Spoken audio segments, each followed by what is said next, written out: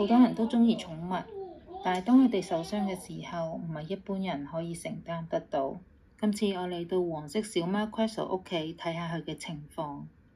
Queso was attacked by a cane corso dog, but when we found her, she was hiding under my bed crying, and we could tell that her leg was very weak and loose.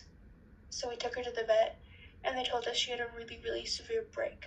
We did x-rays, which were $1,300 in medicine, and we were advised to take her to the hospital to get a surgery as soon as possible, or the other option would be amputation, because both are expensive, but amputation is much cheaper, and I can't imagine her having to do that.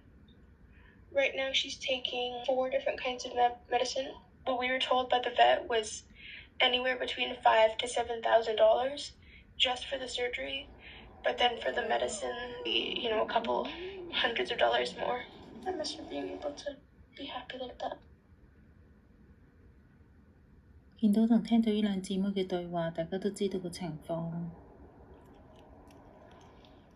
震緊爆喎，隻軟弱，因為會好痛，會好冧。